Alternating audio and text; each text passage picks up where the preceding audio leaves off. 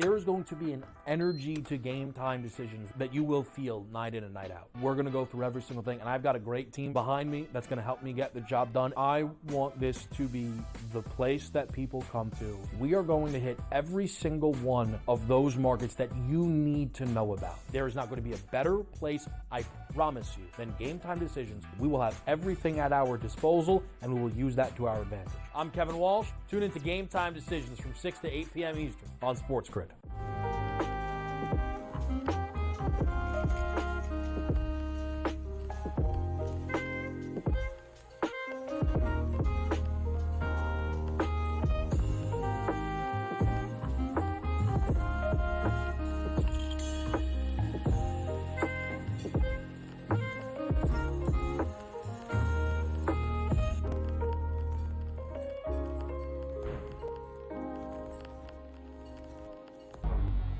Two guys that can do it all. Too much electricity this morning. This is a good time. We're having a lot of fun. I had to do a triple take. Ka-ching! Why? Because of parity. I didn't mean to offend. Yeah, it's not going to happen. Load management is a dirty word. Let him rip. You know what? Circumstances provide the results. What? How do you do this once? Oh, Donnie, you got such a good show there. A network that is booming. The Early Line, only on Sports.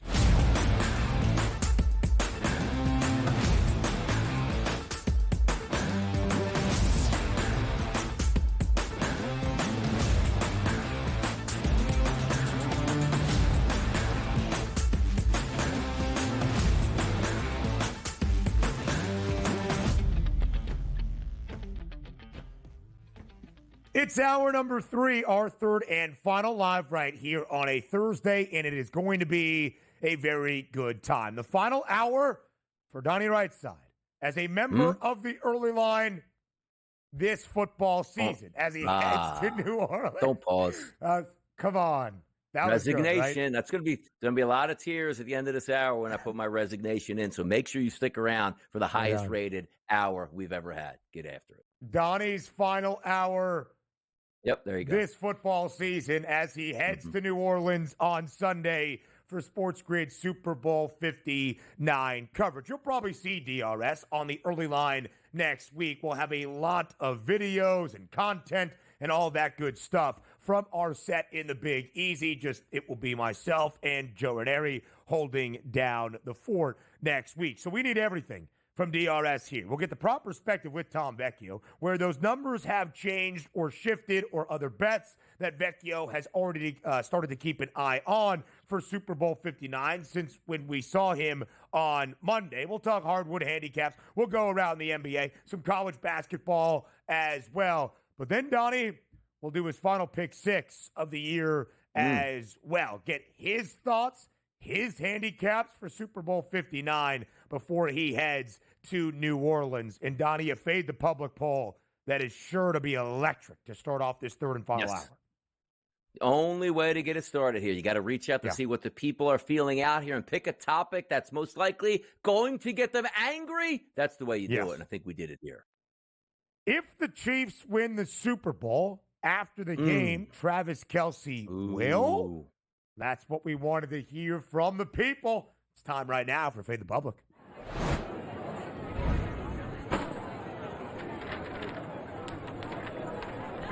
One last great parting shot to get Donnie Rightside all riled up, headed to New Orleans. If the Chiefs win the Super Bowl, of course, that would not be Donnie's desired outcome. After the game, Travis Kelce will. Your 4 options at SportsGrid on Twitter. Propose to Taylor Swift, retire from the NFL, both or neither. More than 37.5% DRS selecting neither, which I think probably kind of in that thought, in that line of thinking, was neither, because I don't care. Get this public poll off my screen. Retire from the NFL, nearly 31%. Second most votes received. Which way did Donnie Rightside vote in the Fade the Public poll? Neither if he wins it. You kidding me? Like, you take a look and say to yourself, okay, retire from the NFL. He's not going to want to go for a 4th straight championship at that point here. And also, if he is going to play, probably not going to want to have the pomp and circumstance married to Taylor Swift until he's done with his football career. So for me, I say neither at this point. Now, if the question was if they lose the Super Bowl, yeah, the retire from the NFL is a big thing. And yes, the marriage proposal, I don't think it's coming on the field. If they lose, what kind of celebratory mood is that actually going to be? So for me, him winning the Super Bowl, he's coming back. He's going to try to make a run for a 4 spot there. Look at that. Wow, look at all these photos. Midnight Rodeo. This is great. How about the Midnight Rodeo? What's that from? Yeah. I don't know. That's them at the U.S. Open, though, for tennis. I know that for sure. They're having a good time. Patrick Mahomes and Brittany Mahomes to the right of them. There's them celebrating, I believe, last year's Super Bowl victory. Those are cutouts. That doesn't even look like Taylor Swift. No. Is that actually Taylor Swift's face? I don't know. Think so. Here, stateside, we don't have as much bandwidth to bet on like Taylor Swift props on the FanDuel Sportsbook. Up in the Great White North, though, where regulations are a little bit lighter, they'll put up those Taylor Swift props. How many appearances on camera? How many times is she shown? Will Travis Kelce propose at the end of Super Bowl 59? I don't think a lot of people are hoping for that, right? A Chiefs victory and then having to see Travis Kelce pull an Ian Johnson and propose to his girlfriend on the actual turf. I don't expect that to be the case, but I did vote for both. Really, we're getting to a point of the conversation, Donnie, with Travis Kelce. This is his 12th year in the National Football League. He is 35 years old, turned 35 in October, will be 36 at some point in the duration of the 2025 NFL campaign. I do believe, much like his brother Jason the previous few years, Travis is contemplating his future in the NFL. He's still highly productive. We know how prolific that playoff connection has been between Patrick Mahomes and Travis Kelce. He is a face of the National Football League. He is a face of sport right now in pop culture because of course, who his girlfriend is. You can hate it. It is the reality. And from a football perspective, still moves the needle for Kansas City. As much a part, perhaps, of this historic and dynastic run as Andy Reid, as Patrick Mahomes, Travis Kelce certainly in the fold as well. Donnie, let's just talk about the actual football sense of this. If Kansas City wins a Super Bowl, do you think we see Travis Kelce back for the start of the 4-peat in 2025? No doubt about it. Nobody's given up on that. Like, you run this until the wheels fall off. Now, he's played a lot of football, made a lot of money, and if he gets married, they're not going to have to worry about any money issues for the rest of their generation or 15 generations after that. But there is something to be said about, like, you did a lot already. If Travis Kelce retires at the end of this and they lose, he's the best tight end to ever play the sport. Nobody's going to question that here. He's got multiple Super Bowl rings and a ton of cash, still young enough in his life to live it and do whatever he wants for the rest of it, and maybe even make more money off the field than he does on the field. So there is something to say, but he's not going to, like, usually you win and you retire. Hey, we went back to back. That's great. Like, I'm at the end of it here. You win 3 and you still have some energy left in that body. You are going to ride this until the wheels fall off at that point. So I don't think when they win, he's going to retire. I finally did enough here. If it was his first Super Bowl, then yes, maybe he would retire at that point. But no, if they win it, he's going to try for a 4 spot, really just to add to immortality at that point. There is the idea, right, of going out with glory, going out atop the mountain. How could you pass this precipice? Well, Kansas City continues to reach that pinnacle year after potentially a third consecutive year. Shout out to Joe Frizo tracking this down. Shout out to the FanDuel Sportsbook up in Canada. If you're taking in your Super Bowl watch festivities out there, we have a lot of Canadian viewers here on the network. Will Travis Kelce propose to Taylor Swift post-Super Bowl? There is that actual market on FD Canada. No, the hefty favorite, minus 1,500. Yeah, he's not going to – I don't think he's going to take that moment as, like, you figure this engagement is going to be one that's going to be spent somewhere on a rented-out island by themselves with 60 photographers ready to capture that moment at all times. And also, if he is planning this only if they win, like, hey, bring the ring here, put it out there. Oops, I'll save this for a later time. Just wanted to let you know 3 months later, I was going to propose you at the Super Bowl if we won. That's certainly not going to happen at this point. But also, the shout-out Ian Johnson, who is still married to the same girl that he did propose to there. So showing a little bit of, look, hey, look, you could play getting, engaged after a meaningless bowl game here, getting engaged after losing a Super Bowl, sort of weighs the same. Come on now. Sort of. The 2007 Fiesta Bowl was not meaningless. We were having a wonderful conversation until you said that. That was back in the day where bowls were decided in the BCS era. Anything could have been. I enjoyed that game. Come on, man. I did enjoy that game. Come on. To be honest. I stayed up and One of the watched great it. upsets I didn't in have to go to bed college football early. It was a good game. We were rooting against Oklahoma, so I'll give it a little bit more. And again, it adds to the future that they still are married to this point. So look at that. Right. How about that? A great football love players story. and cheerleaders. Love story. Or football players and huge monumental musical artists. By the way, FanDuel also has Travis Kelce to get engaged with Taylor Swift in 2025, minus 125. I agree with the FanDuel. I think it Sportsbook. happens. I do believe it happens this year. Down on me, Trav. More on the early line up next.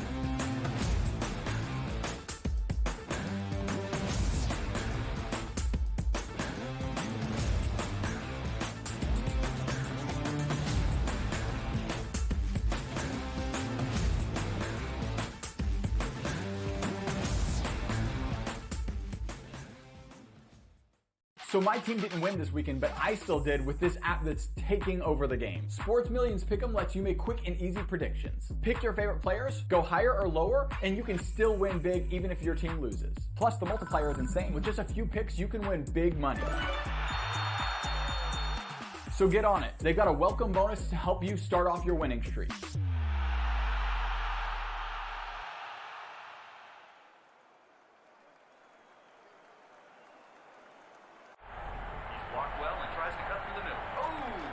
Your gut says Miami is going to win, and you should take the over. Your gut also said your NFT selfies would only go up in value. They didn't. But your head is on SportsGrid and knows the QB is in concussion protocol. The backup has a 45 QBR against the zone coverage. The New York D has the most sacks in the league. So yeah, trust your head. It's smarter to be on SportsGrid. Anyone that's been to a sporting event, the atmosphere before a game, I think Game Time Decisions has that same exact atmosphere. This is our arena. This is what we do. There is going to be an energy to Game Time Decisions that you will feel night in and night out. The excitement you get when you lock your bets in, when you're figuring out what you want to do, we can zone in on the biggest games each night. I want this to be the place that people come to before the games start so they feel as ready as possible to lock in their cards. We are going to hit every single one of those markets that you need to know about. We're going to go through every single thing, and I've got a great team behind me that's going to help me get the job done. There is not going to be a better place, I promise you, than Game Time Decisions to get that new information, react to it, and be able to then bet accordingly. We will have everything at our disposal, and we will use that to our advantage. I'm Kevin Walsh. Tune into Game Time Decisions from 6 to 8 p.m. Eastern on SportsGrid.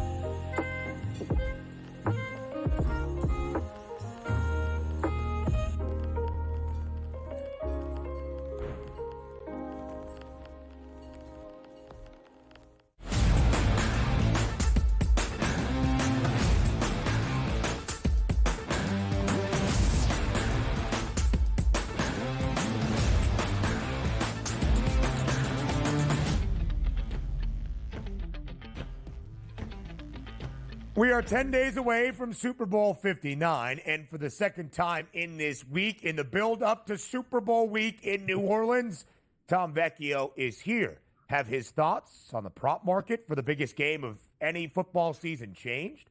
Has his opinion of what the odds dictate for the outcome and how this game will look in the Big Easy moved at all? Tom Vecchio, TV Tom of the SportsGrid Network.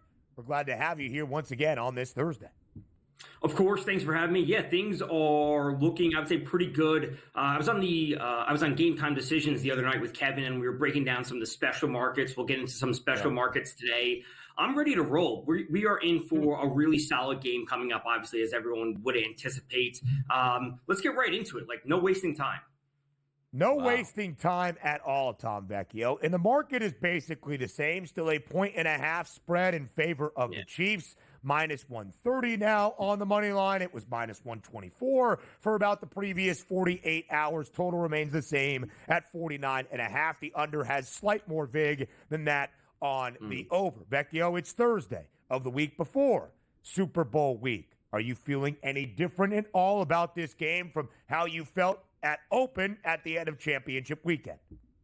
Not entirely. I think things are largely in line with, what I felt a couple of days ago. I'm still waiting for a 50 to pop up on the board to bet that under. And then I really, really think this game's going to start off slow, like most Super Bowls do. Just the nerves, whatever it might be, starting off super scripted and then buying into a live over 41, 42, 43, hopefully trying to find a nice middle. Obviously, this is something that I would like to do in an ideal circumstance. Those numbers may never appear. We may never get 50. We may stay at 49, could come down to 49.5. We may never get a live 41. That's what I want to see happen because that's what I think how teams will start just generally Super Bowls, getting off a bit slow. So I'm largely in line with what I thought. Some of the props have moved. Some of the juice has moved just a little bit, but it's generally going in the direction that I anticipated.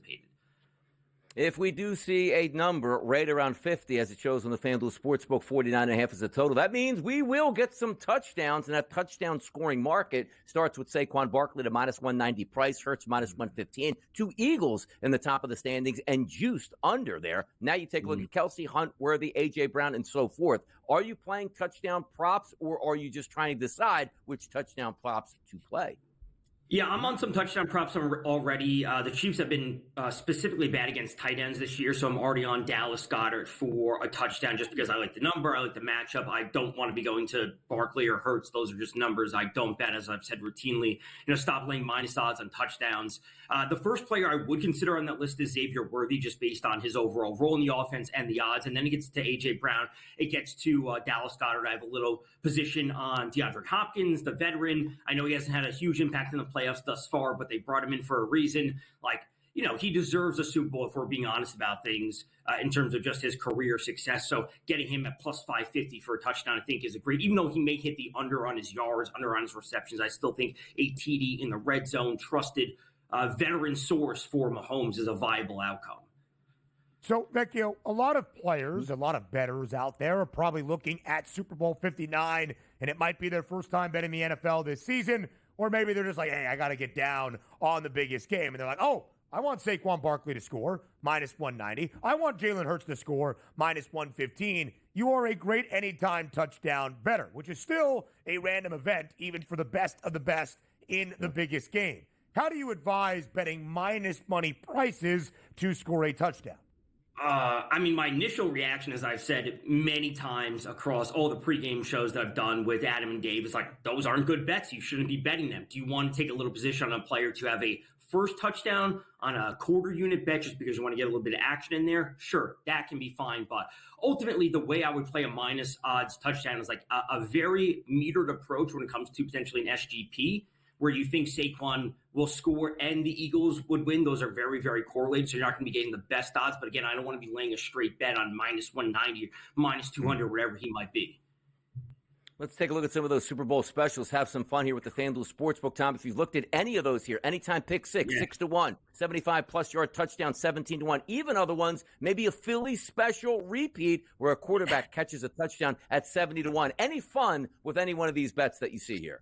Yeah, I would say it's along that Philly special 2.0, let's call it. Let's have a non-quarterback touchdown at 28-1, right? Non-quarterback passing touchdown. It's absolutely very specific. That's different than a quarterback receiving touchdown. But a trick play coming out wouldn't be too much of a surprise. It is at 28-1. It is a 3.4 implied probability. We have to understand, this is an extreme long shot. Yes, we want to have, I don't want to say cautious, but we want to have, realistic bets that we're going to be betting just as we would at any other football game, but we also want to have a little bit of fun because it is the last NFL game of the season. So I don't mind a non-QB passing TD at 28-1. Again, Philly special 2.0. Love that. First carry touchdown for Saquon Barkley. That 50-1 price would have hit last week. We'll see if it continues to do the same, or 500-1 price, whatever that large number would be. Vecchio, big night before we get to Super Bowl week in the NHL. 10 games on the ice tonight. Which games do you have your eye on? Which props have you already wagered on? Let's get to the Islanders and Bo Horvat, their top line center, over 2.5 shots on goal. He's got 32 shots on goal in the last 10. He's been over this 2.5 prop in 9 of the 11 games this month. I absolutely love the spot for him going up against Philly. And then last player on that list, can we get one of you guys to try and pronounce that? Oh, Pavel Dorofeyev? Pavel Dorofeyev. Dorofeyev. Awesome spot for him for Vegas. You were pretty close there. Over 2.5. He's got 33 in the last 10 games. He has at least 2 shots on goal in 12 of the 13 games this month. So he's like super, super consistent. He has the second most shots on goal for Vegas. They're at home. They're due for a bounce back going up against Columbus, while Columbus is playing much better this season than a lot of people anticipated. And everyone should be rooting for Columbus, just given what they've gone through this year.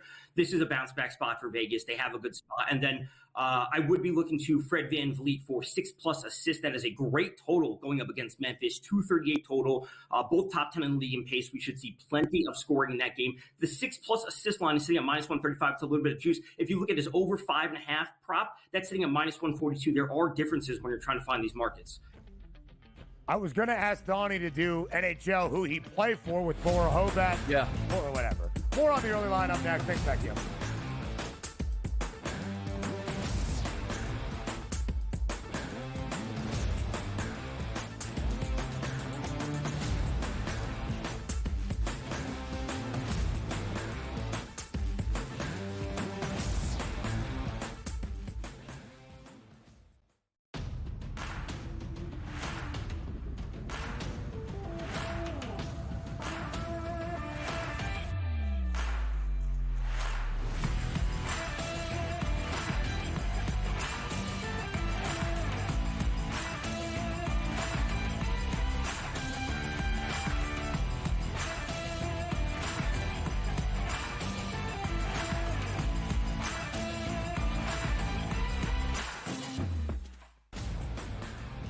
We're going to get rid of all the badness, if you will, over the past few decades for the Raiders and set yourself up for the future. It's a horrible job to take if you expect to win, but it's not a bad paying gig, so go ahead and take it. With an owner in Mark Davis who has continued to make bad decision after bad decision. Does Pete Carroll leave a culture behind that Joe Brady in 2 to 3 years takes over? The early line. Only on SportsGrid. He did nothing for 5 weeks. So he's becoming his brother. So I don't want to hear about how great TJ Watt is with his 0 playoff wins. And he's the first guy to admit it. He comes right out and says, I've never won a playoff game. I don't matter. All right, at least we all know who the best player on the team is. It's George Pickens. If you don't believe that, well, then screw you, too. Pharrell, Coast to Coast. Only on SportsGrid. We'll see if they get McCain back. Kelly Oubre, Yabusele's been good. Caleb Martin's a defensive specialist.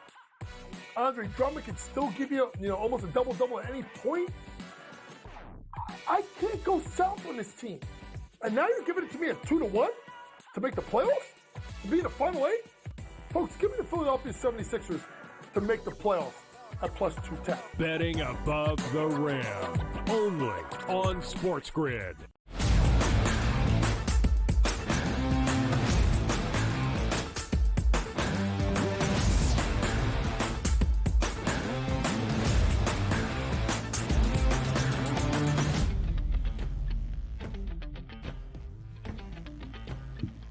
Hardwood handicaps around the association on this Thursday, and maybe a Donnie right side best bet for college basketball on this Thursday night as well. Yeah. Let's start in the NBA. Donnie, a really good one in the Western Conference between two teams that are certainly on the come up. 32-14. That's the mark for the Houston Rockets. Second best in the West. Third best in the Western Conference, the 31-16 Memphis Grizzlies. We have talked about the Rockets. A big week. 238. Could Houston pull off yet another upset, or will the Grizz in the grind city be too much? I think it is because you see that line opened up at 4, now sits at 5. Other outlets also at 5 as well. Total of 238, which is on the rise. So we're expecting points here, which back in the day it was like, hey, man, Memphis used to, if you got over 100 points against Memphis, it was a miracle, which is why they called it the grindhouse, where you never had an easy time. But now it looks like offense a lot easier. I'm just reading that line tonight because the Rockets, we know, is a good ball club. Memphis is as well. I thought that should be lower, but the fact that that line rose from 4 to 5 now, I'm going to take it, and I'll lay the 5 points currently live with the Memphis Grizzlies handling their business against the Rockets.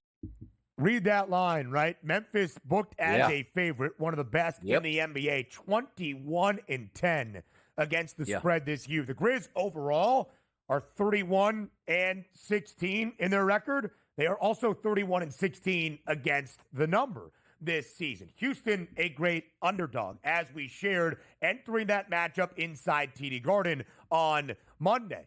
They have a winning record. They are above 500 outright as an underdog this season. All things to pay attention to, and they have won 4 straight. But that line is really giving you the Grizzlies in terms of its confirmation. Donnie, 3 teams this year have played 30 or more games to the over this season. Memphis being one, Denver another. The most overs in the NBA. Now the best record, once again, in the association, that would be the Cleveland Cavaliers. 31 of 47 games for the Cavs over this year. 47 games in total, 38 outright wins for the Cavs, and a double-digit home favorite tonight against the Atlanta Hawks. Second leg of a back-to-back, though, for Cleveland in a change of destination. They were on the road in Miami last night. Now they're back home in the land.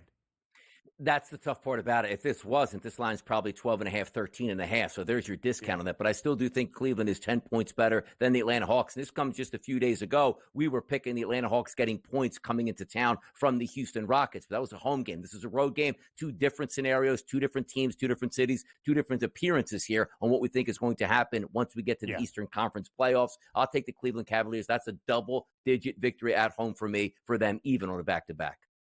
Yeah, I would think so as well. And if it's going to be the case, the Atlanta Hawks also playing a ton of their games to the over and over percentage north of 60%.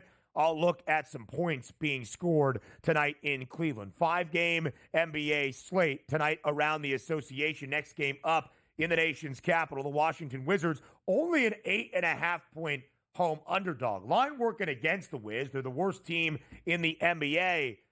But the Lakers, who have been on this continuous road trip, but they didn't get a day of rest in between. Normally, the Wiz have been catching double digits in basically every game they have played, only 8.5 now.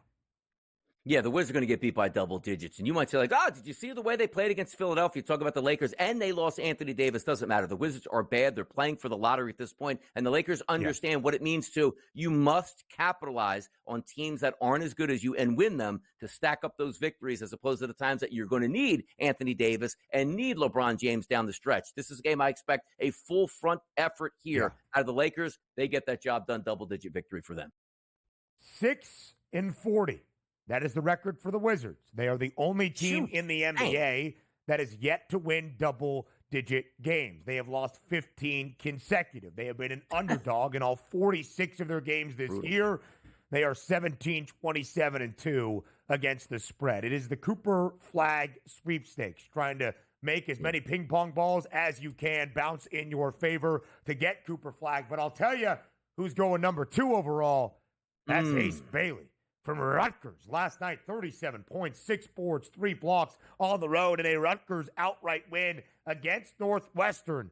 A historic year for the freshman in Piscataway, even without his fellow freshman in Dylan Harper. All right, maybe a Donnie right side college basketball best bet before he goes. Big Ten coming up. Because it's Big now. Ten.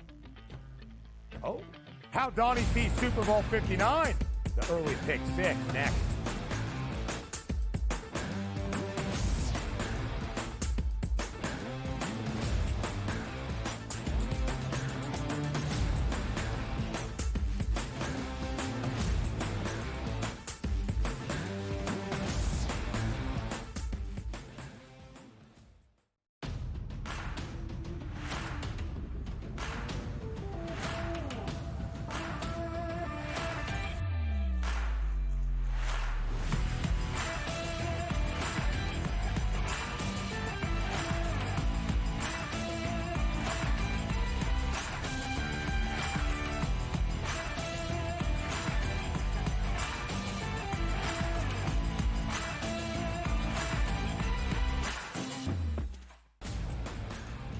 We're going to get rid of all the badness, if you will, over the past few decades for the Raiders and set yourself up for the future. It's a horrible job to take if you expect to win, but it's not a bad paying gig, so go ahead and take it. With an owner in Mark Davis who has continued to make bad decision after bad decision. Does Pete Carroll leave a culture behind that Joe Brady in 2 to 3 years takes over? The Early Line. Only on SportsGrid. He did nothing for 5 weeks. So he is becoming his brother. So I don't want to hear about how great TJ Watt is with his 0 playoff wins. And he's the first guy to admit it. He comes right out and says, I've never won a playoff game. I don't matter. All right, at least we all know who the best player on the team is. It's George Pickens. If you don't believe that, well, then screw you, too. Pharrell, Coast to Coast. Only on SportsGrid. We'll see if they get McCain back. Kelly Oubre, Yabusele's been good.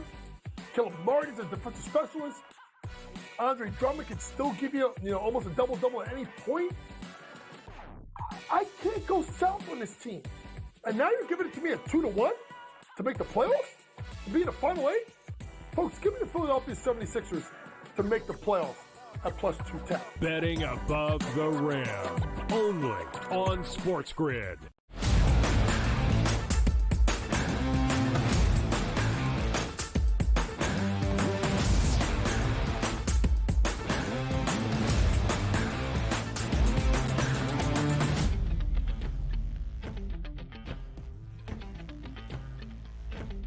The final day this season for Donnie Rightside around the National Football League on the early line. So before he goes to New Orleans this weekend and he gets ready for a big weekend on Pro Football Today, DRS is not going to be here on a Friday tomorrow, sadly. But we need his thoughts on Super Bowl 59. And thus, we present to you Donnie Rightside's Pick 6. I'm sure Joe Ranieri and I will have one next Football Friday for Super Bowl 59. We get it live from DRS here on this Thursday on TEL. DRS, we'll miss you next week, my man. We'll miss you. But I really do hope you find the burger spot of your dreams in the Big Easy. You eat as many beignets as your diet will allow, and you have a blast out there in NOLA. Yeah, just got to find out where I can find a couple cans of pineapple juice, and then we got the whole week set, and we're ready to rock and roll and do it up to the biggest New Orleans party you can have down there. So we're ready. I'm ready. Pineapple juice? Yeah. I like pineapple juice. Sometimes when we go to to the holiday party? Yes. Like when it's a long day, I like have a couple sips of pineapple juice, but also when it interrupts my eating patterns, which every single week the Pro Football Today show on Sundays do. I do have a little 8-ounce can of pineapple juice that during takes, I go take a couple sips from there just to keep the vibes right. What, the energy, the sugar that it provides gets you going? Yeah, exactly. Because I'm usually I like to eat between 11 and 12:30, but I'm on the air till 1, so it just keeps me, gets a little electrolytes in you, a little sugar in there, ready to go. So yeah, I'm sure you can find some pineapple juice. I'm sure you can. I believe that you will. All right, so the Pick 6 is slightly different than what we have done throughout the regular season. Of course, there is only one game, and it is still very early for our Super Bowl handicaps and wagers. We have Donnie Rightside's winner of Super Bowl 59, Super Bowl MVP bet, his favorite prop bet for the biggest game of a year, his favorite touchdown score for the biggest game of the season, an X factor to keep an eye on, and of course, trying to hit a wager before the game even officially begins. Coin toss, heads or tails. Donnie, let's start with the biggest of them all. Who wins Super Bowl 59? I think it is the Philadelphia Eagles. I do. Is it going to be a great game? Yes, it is. Is it a coin flip on the spread? Yes, it is at this point. But I just look at the differences between that game 2 years ago to this game here.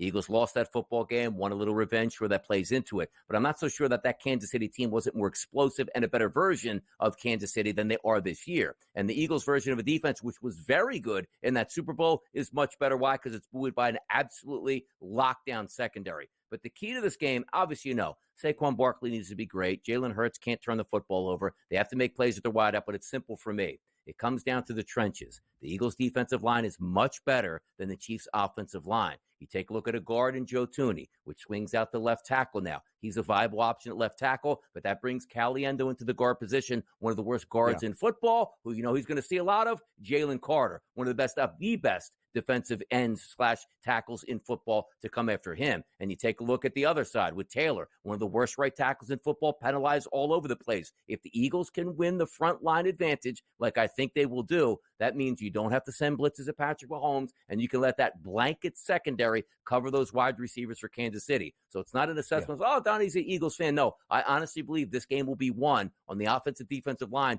which it should have been won last Super Bowl, but the field was so damn slippery that didn't play out. We're on turf. No advantages there either side, just the better football players on a better side. And I think it's the Eagles' defensive line that's going to be the catalyst for this performance, and they pick up the victory. It was a historic Philadelphia defensive front entering Super Bowl 57 2 years ago. They had recorded 52 sacks, I believe, in that season, if not more. The numbers could be incorrect, but the second most in a single season in National Football League history, only behind the monsters of the Midway from the 1985 Chicago Bears. They did not sack Patrick Mahomes once in Super Bowl 57. Footing was a big issue. We hope that is not the case in the Caesars Superdome. If you see the Sodfather, get ready to go, DRS. Get ready to go. We have talked about revenge. DRS, just from a handicapping and actual betting perspective, you highlighted the matchups, why you think Philadelphia has the favor in Super Bowl 59. Have you already bet the Eagles on the money line? Are you going to wait to bet the Birds on the money line? How would you advise the general betting public if they like a side? Do you bet it right here, right now? Do you wait until next week? When do you get down? Yeah, I don't think you're going to have to work, because what's the chances? It's plus 106. Right. Is that life change? Hey, man, if I lose that plus 190, I can never live myself, and it's plus 110 now. Like, what does the plus 106 go to? Plus 110, plus 111, or minus 101? So I don't think we have any things here. So, and also understand this. Well, why don't you bet it now if you like it so much? A lot can change from right now to next week. Did we think that Jalen Hurts would get injured in a football game? Cam Jordan would not be starting. We've even seen in the Super Bowl players get suspended the night before of the game. I'm just saying, people get sick that you never. Hey, by the way, big flu outbreak for the Chiefs. And you're like, oh, I'm so glad I bet it a week and a half ago. Well, now I can get 3 points as opposed to laying minus the 1.5. That's why I'm waiting, because I don't think it's going to be a differentiating factor that's going to change my opinion, even if it goes to minus 125 on the Eagles. It's not that big of a difference that's going to affect me. So no, I will wait probably till next week once I get home to finally make that wager, when we know all of the stakes on this game, who's playing, who's healthy, and away we go. Listen, and if there is that much of a drastic shift that would make the Birds a favorite, something has happened, because I think the odds makers are hesitant to make Kansas City an underdog by any means. So if that's the case, or even if the Chiefs were to rise to a field goal favorite, something has happened in terms of how this game is going to be played. I think we're talking a couple of cents either which way, but ultimately, Donnie, we both agreed the Chiefs are going to be a slight favorite by the time we get to Super Bowl Sunday in New Orleans. All right, you have the Eagles winning Super Bowl 59, which more than likely means a player on the Birds is going to win the individual hardware in the Super Bowl MVP award. Who is it? It's going to be Saquon Barkley in this game. I believe that. One of the, all throughout the season, you watched him being the catalyst of the Philadelphia Eagles offense. And now you're getting into a game where, once again, you're not worried about, Saquon Barkley just can't cut on this grass. He's falling down at this point. One of the best jump cuts in the history of the sport, which you saw twice on display with his touchdown runs here on the goal line, which means I run into the middle, I hop, skip to the outside, to the right, nobody can catch me. That means extra touchdown chances for Saquon Barkley. I think there's a legitimate chance he gets 2 touchdowns in this game, which means if he gets anything more than 75 yards rushing with those 2 touchdowns and they win, he is going to win the MVP award in this game. So for me, it's Saquon Barkley plus 280, multiple touchdowns, having a solid performance, if not historic performance, on a historic season for him as a running back. We'll talk more about the individuals and Donnie's favorite prop for Super Bowl 59 in just a moment. Is there a pathway for the Eagles to win the Lombardi Trophy that does not feature a big game from Saquon Barkley? Perhaps, right? It could be low scoring. Jalen Hurts could be generational. But if you believe Philly is going to win, Saquon Barkley is going to be a huge factor, as he has been in every single game during his first year in Philadelphia. At least 118 rushing yards in all 3 postseason victories for the Eagles this year. And the Chiefs are great up front. Let's not mince words. They are. But James Cook Good still had a defense, big real day. good 13 defense. carries, 85 yards, 2 rushing scores, and almost 50 as a receiver out of the backfield as well. And Donnie, let's not forget, this is a narrative award as well. And Saquon Barkley, who we all consider an MVP frontrunner and true contender with a record-setting and historic regular season, that's going to carry over in the mind of the writers who vote on who wins Super Bowl 59's MVP. If you think the Eagles win, I agree, Donnie. I think the best bet right now from the MVP perspective is Saquon. Yeah, and also, you brought up a good point here. Miles Sanders was one of the best backs in football a few years ago when the Eagles played. He was insignificant in that Super Bowl, and Jalen Hurts was the major catalyst. So he does have an MO for stepping up in the biggest games, Sure. But you got Saquon Barkley on turf with 2 weeks of rest. Yeah, I think he's going to look pretty good in the Super Bowl. And again, if Jalen Hurts is generational and leads Philadelphia to the win, great. Yeah. You're not expecting that at this moment. Right. But what are we expecting out of Hurts? More next.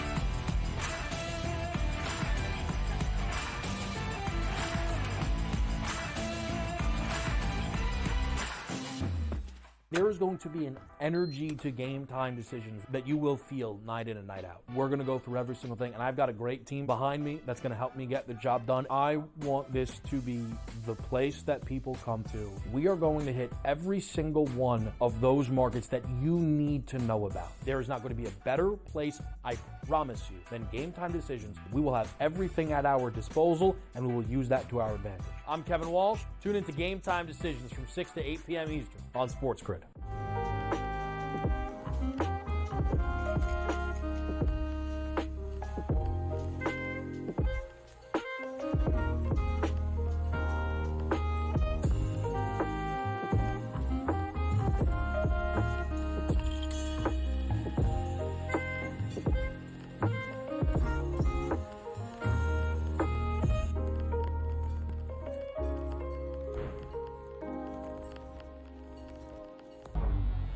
Two guys that can do it all. Too much electricity this morning. This is a good time. We're having a lot of fun. I had to do a triple take. Ka-ching! Why? Because of parity. I didn't mean to offend. Yeah, it's not going to happen. Load management is a dirty word. Let him rip. You know what? Circumstances provide the results. What? How do you do this once? Oh, Donnie, you got such a good show there. A network that is booming. The Early Line, only on SportsGrid.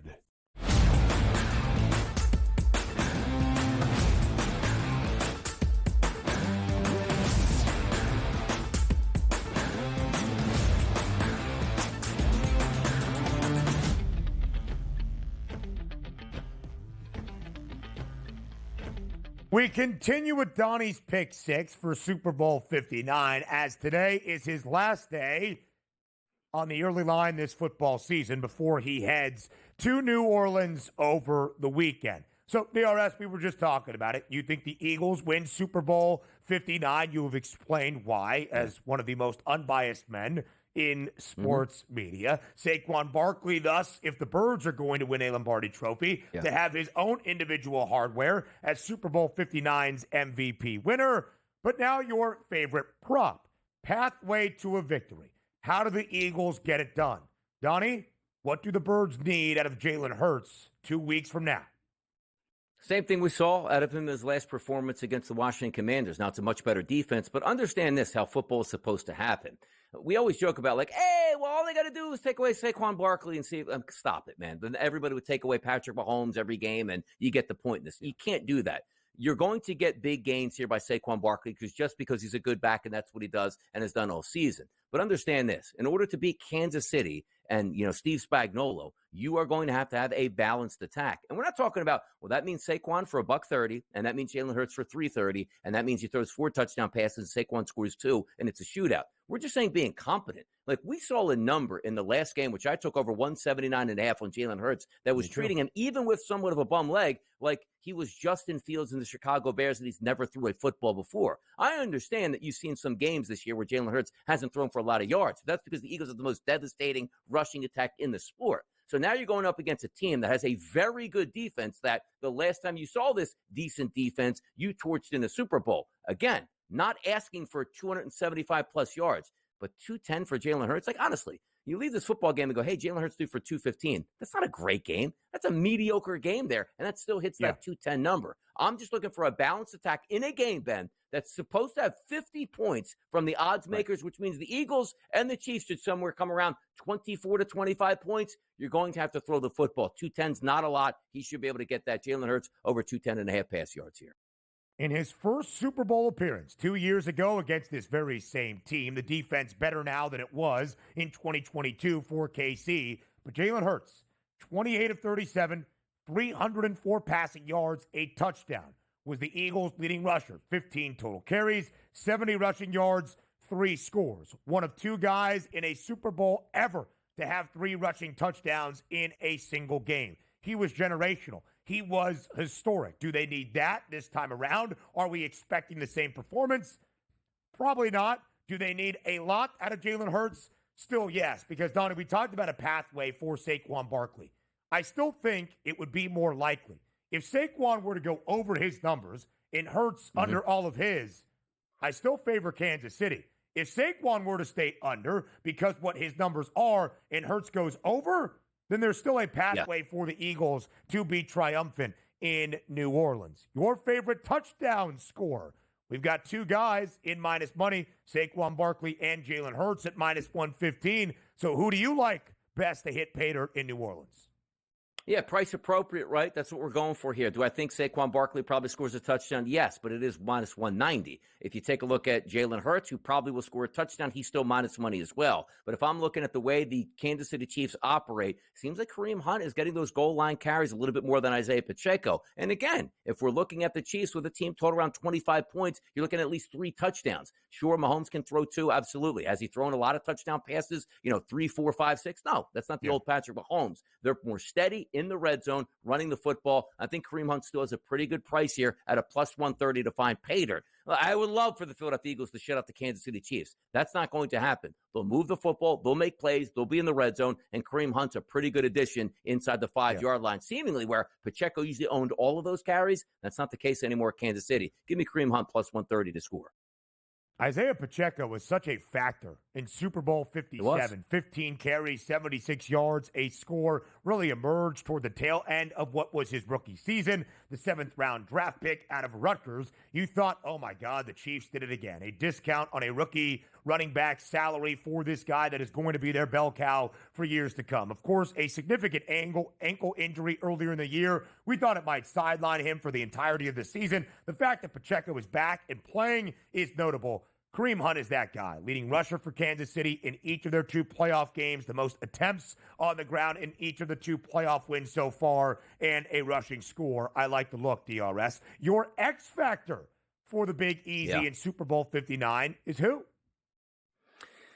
As I take that deep breath and say Juju Smith-Schuster, because why? He actually had a pretty good game in the last Super Bowl they played. He actually got that penalty called on him against James Bradbury, and it just feels fitting, right? Some of these games step up where it's like, hey, it's A.J. Brown, it should be Devontae Smith, it should be the big name guys. Worthy on that team gets a lot of looks. Marquise Hollywood Brown's going to get a lot of looks. But something feels to me, just like we just saw last weekend, a couple catches, 60-plus yards, didn't expect that here. Like a veteran wide receiver like Juju making a big catch, scoring a big touchdown, or a 3rd and 7 conversion to maybe seal the football game. My X factor is a guy that, and again, that's what an X factor is. Like, hey, X factor, A.J. Brown getting 100 yards. Stop it. Like, you're taking a look at a guy that you don't anticipate having a big game, but you're like, you know what? he does have a chance to do something special in this game. And as much as I hate to say it, it's Juju Smith-Schuster. Now, the easy out would have been who? Will Shipley, Cooper DeJean, pick six. But come on, I'm biased here. So unbiased at this point. Come on. I like it. 2022, that season in Super Bowl 57 2 years ago, Smith-Schuster was the most targeted in the Super Bowl by Kansas City, the most grabs for the Chiefs as well. Last week, only 3 targets, but 2 big catches for 60 yards, which you would think based on his prop for this year's Super Bowl, 14.5, he can go over in 1 grab. I like that look, DRS. All right, coin toss. Let's win some money from the very start of Super Bowl Sunday. Heads or tails? Tails never fails, baby. Come on, you can't be going heads at this point. It's got to be tails. Nobody wants to pick tails. I'm picking tails. I'm a left-handed player. That's what we do. Tails. Let's go. Always. Tails never fails, man. Heads beats me. I shake my hand in agreement, but I'm always going tails never fails. Great pick six for Super Bowl 59, DRS. We will miss you. But before you go, college basketball best bet for tonight. Yeah, you know what? Hold on. How about I give you 2 of these, both from the Big Ten? Penn State Nittany Lions at home, going to knock off Ohio State. I'll lay that 2.5. And by the way, this line's getting away from us a little bit. Illinois goes on the road and knocks off Nebraska. It was 3.5 this morning. It's 4.5 now, but they're going to win by 5+. Bank it. Bank it. Hey, enjoy New Orleans, my friend. More on the other line next.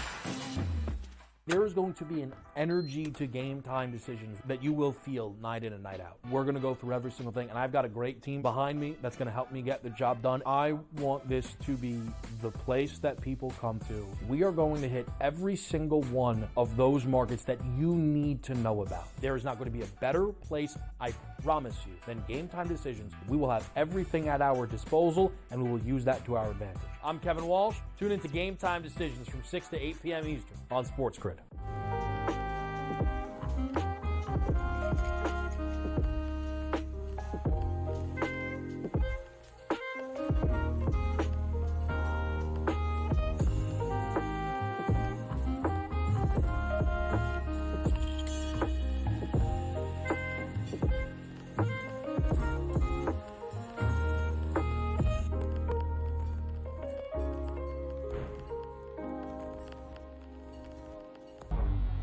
Two guys that can do it all. Too much electricity this morning. This is a good time. We're having a lot of fun. I had to do a triple take. Ka-ching!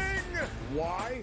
Because of parity. I didn't mean to offend. Yeah, it's not going to happen. Load management is a dirty word. Let him rip. You know what? Circumstances provide the results. What? How do you do this once? Oh, Donnie, you got such a good show there. A network that is booming.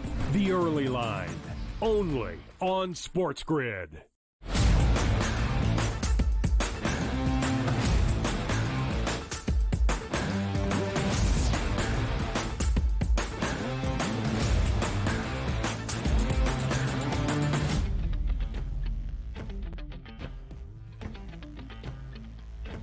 Really will miss Donnie Rightside tomorrow, next week, but of course here on the Early Line next week, a ton of Super Bowl 59 coverage right from the Big Easy in New Orleans. You will hear the guys that are guys there with SportsGrid talk to next week in the Big Easy. Interviews, previews, content here on TEL as well. And Germanary and I will hold down the fort starting tomorrow. And, of course, through all of Super Bowl 59's week out in the Big Easy. You heard it from DRS. A couple of Big Ten best bets before he leaves to get you right for this Thursday night. Build up the bankroll as we get ready for Super Bowl week in its entirety. Some notable Big Ten games on this Thursday. And the Big Ten has done a great job of holding down the fort on a Thursday and a Sunday. UCLA, 4.5-point home favorite against 16th ranked Oregon. Oregon on the road this year has been dynamic. Not so great, weirdly, in Eugene, where you would think home floor advantage in conference play would be paramount. That being said, the Ducks did go to Minnesota this weekend and lost outright as a 4.5-point road favorite against the Golden Gophers. But Oregon's got 8 quad one victories. They're looking for number 9 tonight against UCLA, who picked up a big win in the crosstown rivalry against their longtime conference foe. Still the same in the current conference against USC earlier this week. The Bruins, a 4.5-point favorite at home. 139.5 is that total. I truly have jinxed Nebraska, a place I used to live, a program I used to cover. Nebraska had won 20 consecutive home games after beating UCLA earlier in January. At the time, their overall record since the start of February 2023, the last 2 years basically in college basketball, was the second best overall win percentage in the conference in the Big Ten, behind only Purdue. I shared out these historical facts for Nebraska. And since the Huskers have lost 5 straight, including a couple at home, which is unheard of, and now they're a 4.5-point home dog. That line working against the Cornhuskers tonight inside the Vault Pinnacle Bank Arena against number 18, Illinois. I mean, this jinx reputation cannot last much longer, but it sadly is. Hoping somehow, some way, Fred Hoiberg and the Huskers can turn things around tonight against the Illini, who are trying to find their best basketball at the moment as well. Memphis, 7.5-point road favorite in American action, heading to New Orleans to take on Tulane. The Tigers still in the top 20. And a great one tonight, the DRS told you about. The line is already working from 2.5 in favor of the Nittany Lions, now to 3.5 in favor of Penn State. The Nittany Lions return to the Rec tonight. That's Rec Hall, the home for Penn State's women's basketball team and its volleyball teams, gymnastic teams as well. It is a historic venue in collegiate sports and in college basketball. It is where Penn State used to play their home games until the late 90s, 1996 to be exact, where their home arena now, Bryce Jordan, opened up. It is a small arena. It is one of the beautiful sights that we see, like Cameron Indoor, where the capacity is under 10,000. This is 6,848, I believe, something of the sort. And Penn State is awesome at the Rec. An all-time record of 518 and 184. That is nearly 74% of the games that Penn State has ever played inside Rec Hall, coming out with a Nittany Lions victory, including last year, hosting a ranked Illinois team and winning outright as a 7.5-point underdog. Penn State plays fast. They have been very good this season. They have 7 total losses. 6 of the 7, Penn State has been within 4 in the final 2 minutes. It's why you see a very short spread as the Nittany Lions get ready to host the Buckeyes tonight. Jake Diebler and Ohio State, very solid this season as well. Great night in college basketball all around the country. Unfortunately for me, the Omaha Mavericks let us down last night. But as Donnie said, St. Mary's and the Gales prevailing against Santa Clara. It's always a great time in college hoops at this moment on this Thursday night. We'll set the stage for a big Friday in the Big Ten. Indiana and Purdue and 49 other states. You know, it's just basketball. In Indiana, it means everything. And, of course, we'll get you set continuously for Super Bowl 59. The countdown officially as of tomorrow into the single digits for Super Bowl Sunday. Joe Ranieri will be here on the early line. I'll be here. We'll get you going. 8 a.m. Eastern tomorrow on the grid.